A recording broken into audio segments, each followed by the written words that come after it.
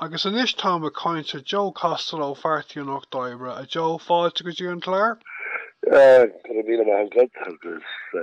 tá mé gobar go cruí ag an am seo I dtí an toghchán. Sin déir go féidir mé chun rálaat an féideach an rálum conas atá a gáirí leis an stócareacht atá idir lábha agat I ndáilcheantar? Tá mór an feibena an ceannas mór sé an tíocht tá a lá daoine ag chur ceistí díobh chinnáid an bhfuil an obair seo nach bhfuil an cóhan tí an ag an am seo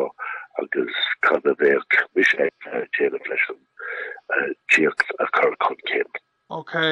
Tás gom ghfuil tíocht mar an tábhar is mó ina lán ndáilcheantar go háirithe Bhaile Átha Cliath agus sa cáithreacha.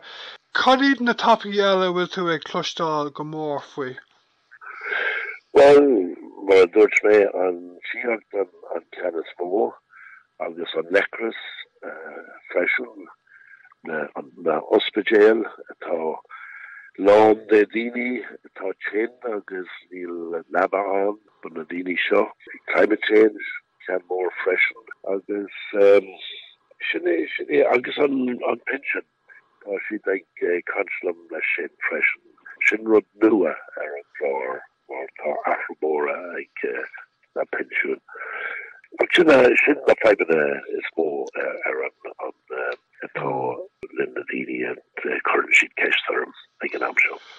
Ok, agus an bhfuil tú dóchas go mé an bua a gcuibh an bua a got agus go mé siacán dáil fáit arás a got? Ja, tá mé an dóchas tá sin mar atá na daoine arán bhfuil siad ag chur tá siad ag leabharslam